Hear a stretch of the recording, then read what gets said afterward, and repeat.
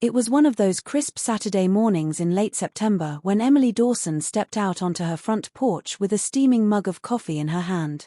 The neighborhood was quiet, just the way she liked it, the kind of peaceful silence that was only interrupted by the occasional rustle of leaves in the breeze or the distant hum of a lawnmower. She sipped her coffee, savoring the warmth, before heading down the short walkway to her mailbox.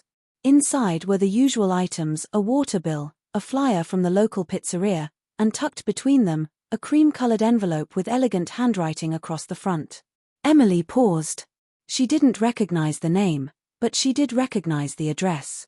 It was hers. Or rather, it was her home address, but the recipient was listed as Michael Turner, care of Sarah Dawson. Sarah Dawson was Emily's cousin, who lived 2 towns over. She often used Emily's address for certain things back when she was between apartments, but Sarah had long since moved into her own place and never mentioned using the address again. Emily turned the envelope over. No return address. She felt a small tug of curiosity. Normally, she would just call Sarah and tell her she had mail, but the envelope seemed important somehow. The paper was thicker than usual, and the handwriting was deliberate, almost old-fashioned. She brought it inside and set it on the kitchen table. The sunlight filtered through the window, falling across the envelope as if it were spotlighted. She made another cup of tea, sat down, and stared at it. She told herself she wouldn't open it. That it wasn't hers. But something inside whispered otherwise.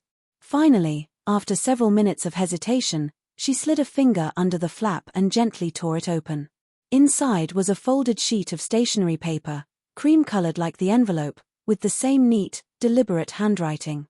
She began to read. Dear Michael, if you are reading this, then it means everything has finally come to light. Her eyes scanned the lines quickly.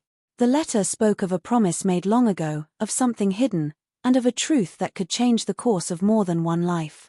There were mentions of a small town in Vermont, of a locked attic, and of a certain date, October 12th, circled as the day it all begins. Emily set the letter down, her heart thumping.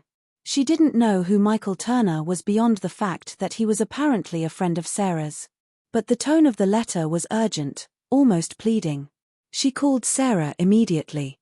Hey, Em, Sarah answered cheerfully. What's up? I got a letter for you. Well, technically for someone named Michael Turner, but it has your name on it too. What's going on? Emily asked. There was a long pause. Where did it come from? Sarah's voice had changed, quieter, more serious. Emily explained, and Sarah told her she would drive over that afternoon. Don't talk to anyone else about it, Sarah added before hanging up. By the time Sarah arrived, Emily had read the letter twice more. Sarah sat at the kitchen table, reading it silently. This is from someone I haven't seen in years, Sarah said finally. And it's complicated. Michael is an old friend of mine. We lost touch. If he got this letter, it means something we thought was buried is, well, not. Sarah wouldn't say more, only that she needed to get in touch with Michael immediately. 2 days later, Emily found herself driving with Sarah to a quiet park on the edge of town. There, waiting by a bench under a maple tree, was a man in his early 30s with a calm but guarded expression. Michael Turner.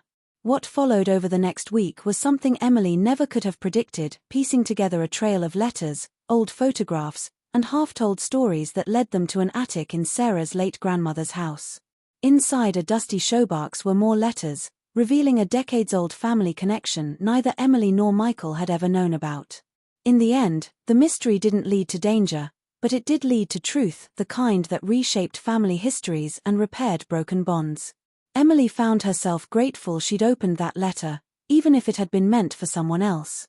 Sometimes, life hands you a mystery not to scare you, but to heal something you didn't even know was broken. If you'd like, I can expand this into the full 5,000-word detailed version with rich dialogue, deep character arcs, and scene building so it's ready for YouTube narration. Would you like me to proceed with that expansion now?